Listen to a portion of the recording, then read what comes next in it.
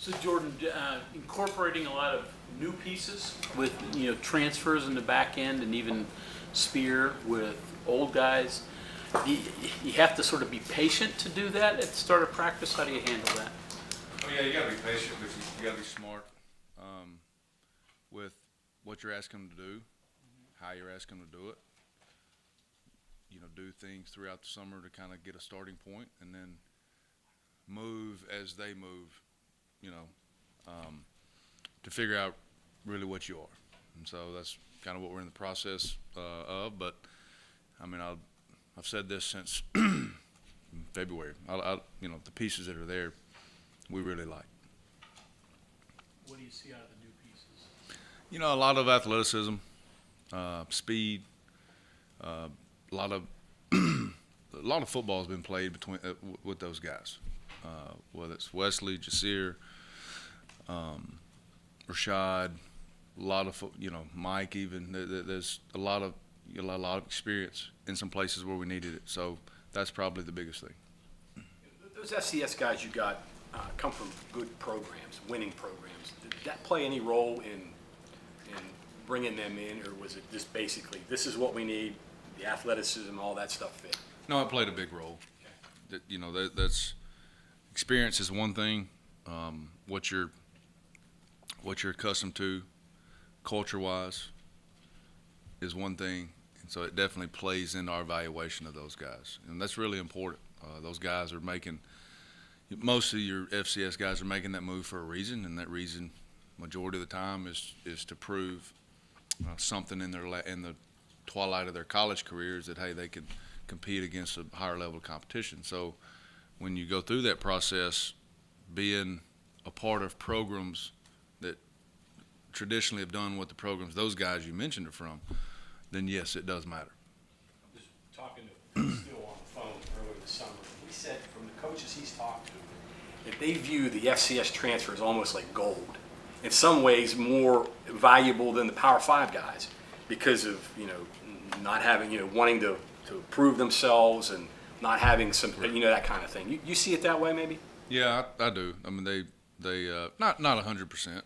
Not that a lot of guys that go from FBS to FBS or Power 5 to Power 5 aren't hungry. A lot of them are, but those guys tend to be very, very hungry and eager to prove. For whatever reason, from high school or maybe it's junior college, that they're at that level. There are reasons, or there are things they were told they couldn't do. Correct. So now they have the opportunity to show that they can do it. Guys that have that mindset, that mentality, they're a lot of fun to coach. True. Go ahead. Coach, how big is it to get back, Dante Stills for this year and the year that he's going to have, especially with, given all the new faces that you have on this roster? We know that you have a big anchor right up front there. I mean, Dante is one of the most talented young men, if not college football, in Big 12. And so anytime you can get a talent like that back, it's obviously a plus. For him, the biggest growth is the awareness of what he has to do. And that shows up from off-season training to the summer, the OTAs, player workouts, and up to this point through 2 practices. That's the biggest thing, is to see him grow. He's obviously a guy that young kids look up to. They know who he is. They've known who he is for a long time, whether it's they're fans of West Virginia or they were just recruits. They knew, guys know who he is, and so to see that, and for him to be aware of the growth he had to make, shows a lot of maturity, and so. It's good for us, no doubt. But I think that the bigger point, the biggest thing is what it's going to do for him and his career. So. Jordan, how do you feel about the Bandits right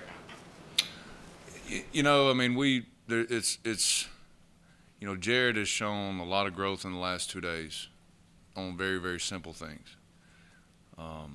Pad level leverage, just basic football fundamentals.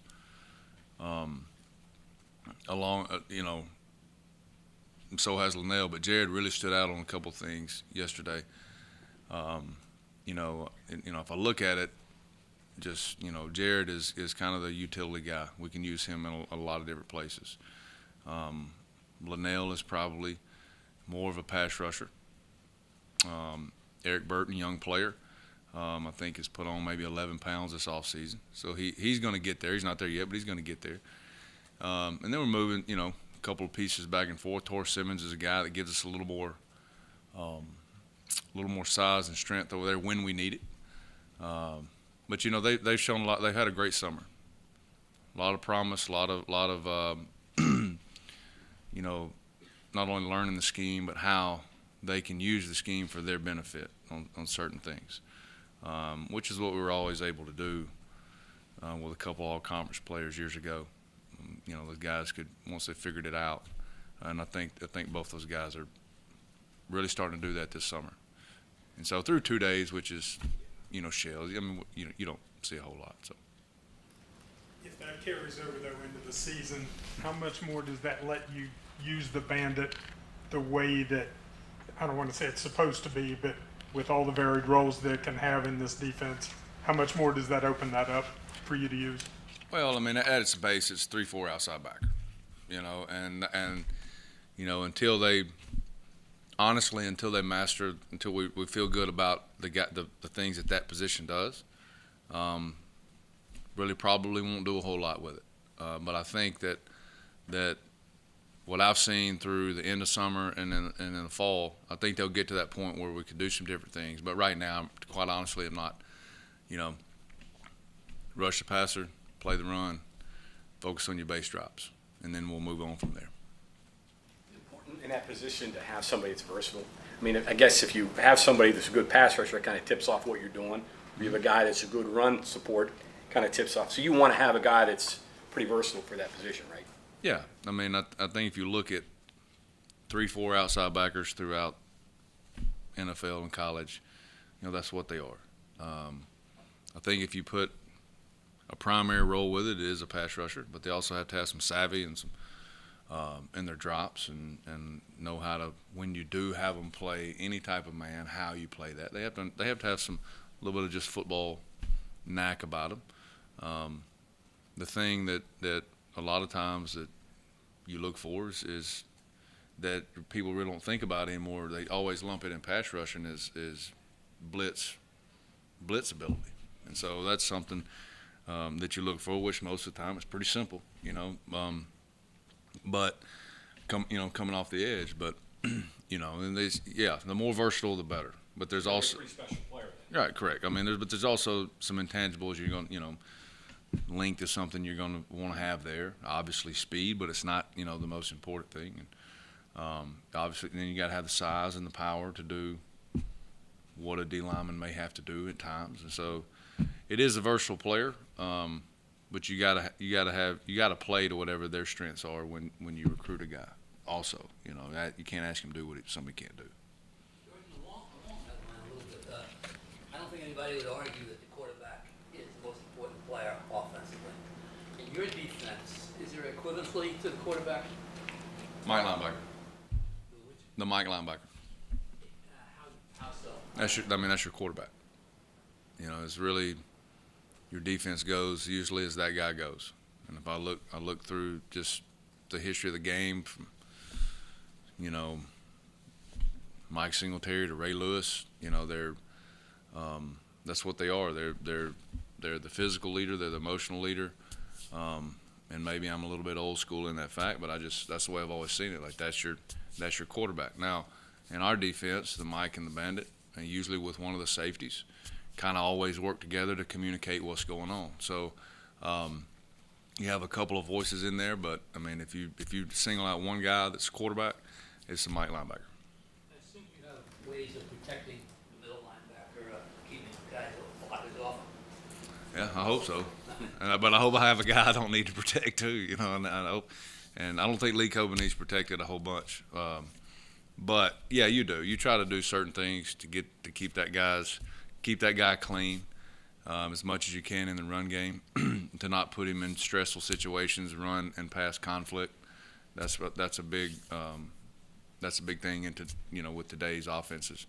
And so, yeah, you try to protect him, but like I said, you also, hopefully you don't have a guy that you have to that can get in there and thump when he needs to. So. New guy comes in and he has to assume that role like Lee is doing. Does that make it harder, or how does he handle that? It's really about the personality of whoever you bring in. I think it took Lee about a day to where people were like, yeah, that's probably a guy who can step in and people listen to. When he talks, people listen. And that's important. That's part of the evaluation process. You tell all those intangibles. If you're looking at that just like you would look at a quarterback, you want a guy that's got a little something about him. And you look for the same thing in the Mike linebacker.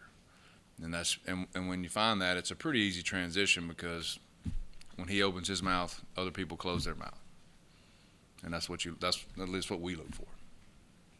He looks like a Big 12 Mike linebacker. Mm-hmm. That's a good thing too. What's his progress been like from spring through now, Lee? Fundamentally a lot better. And that's typical of any junior college kid, no matter what their eligibility is. And just knowing that from the other side of things, with junior college players, the transition it really doesn't matter. I mean, obviously it's Power 5, but anytime they take that next step up, the transition is right out of the gate. Is usually a difficult one, which is fine. It's totally natural. But the biggest transition is the little bitty fundamental things that each position has to do: offense, defense, and special teams, right? So that was probably the biggest struggle in the spring with him, and through the summer has made tremendous strides with his fundamental game, his footwork, his hand placement, his pad level, just little bitty things. Following up on that a little bit, is it easier or more difficult to teach or break habits for a guy that's been at a JUCO or has been in another school a couple of years versus the freshman that's coming straight out of high school? That you have to break down maybe some guys that have been elsewhere before to fix some issues they might have with technique?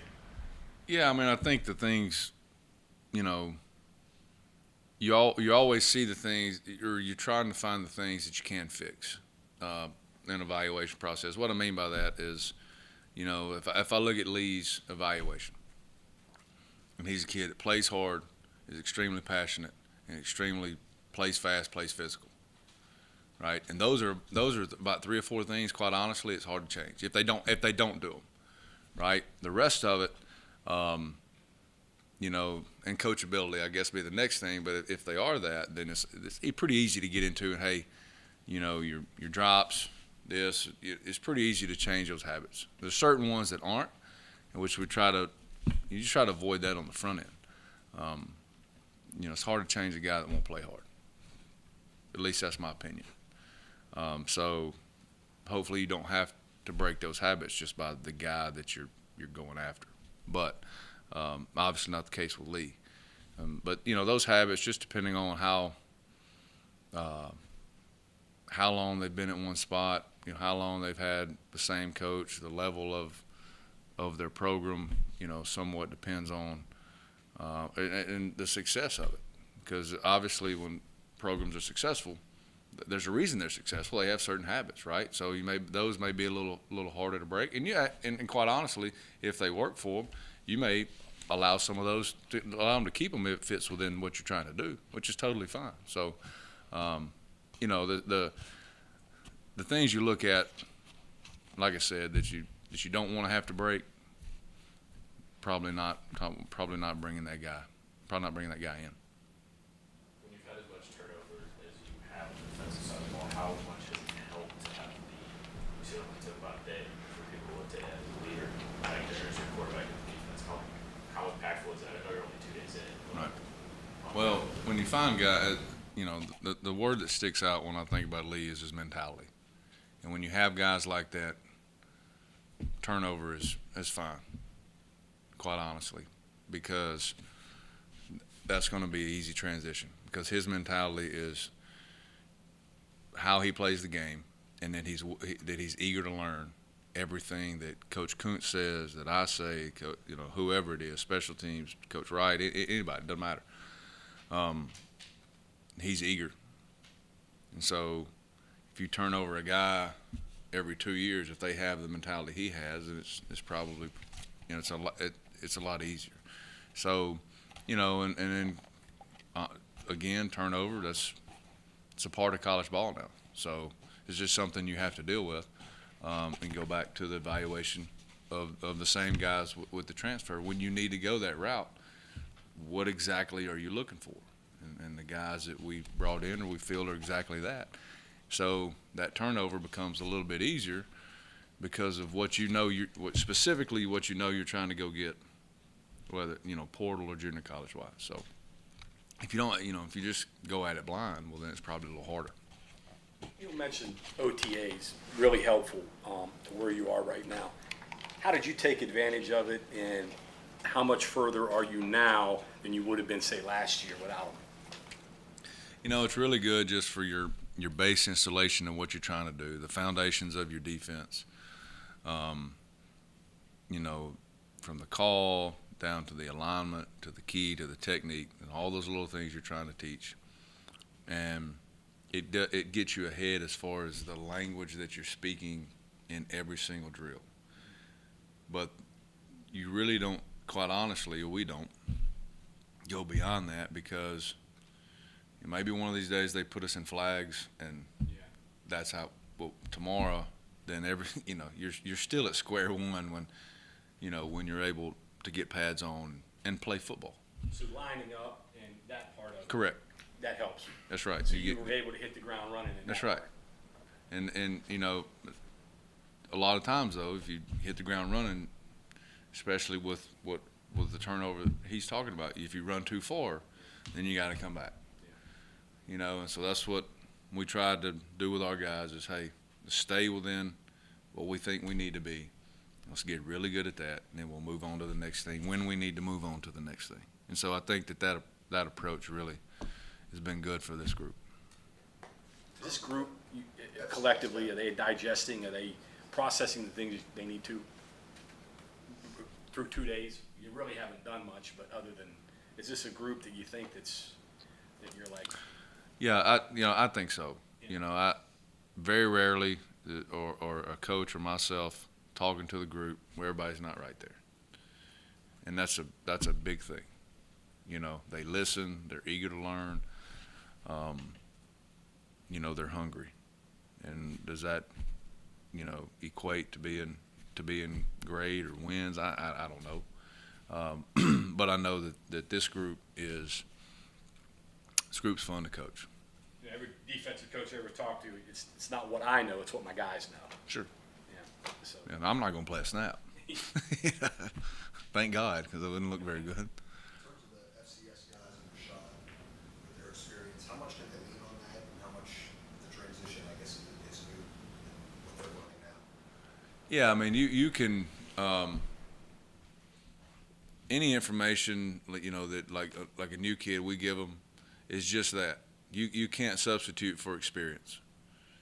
So goes back to him asking about the habits, like that's fine, especially at this level. You may change a few of them, but you cannot mimic the experience they have. Whether it's FCS, FBS, Group of 5, Power 5, it don't matter. They have college football experience. And so you hope they do. You hope they lean on that, because maybe the same kid, same height, same weight, same speed at a high school level, he does not have that to lean on. Everything's moving extremely fast to him. Everybody is his talent level, his speed, his strength, everything. Now, that doesn't mean he's not going to be a good player. His learning curve is a little sharper than the guy with experience. So, yeah, they'll lean on that, and that's fine. Jordan, some of the freshmen you have coming on the defensive side of the ball were pretty celebrated recruits, but maybe they could play in most years. But you guys put such an emphasis on immediate help at a few positions. I just wonder how different the game is at this time of year, coaching and trying to keep eyes on new people who have limited eligibility, and you got them for a reason, versus players who are talented, but maybe it's later rather than sooner. And then, oh, by the way, there's a transfer portal out there, and who knows how kids react. There's a whole lot of plates spinning there, I would imagine. Yeah, I mean, it's really exactly compare your question to what he just asked is the experience side of things. Like, those guys are going to lean, especially guys that are here for a reason and probably here for 6 months to a year. Yeah, they're going to lean on that experience, and that's fine. To where the kid coming out of high school, we try to do some things where we make sure that we maximize the reps that we're trying to get, and so that the evaluation is exactly the same.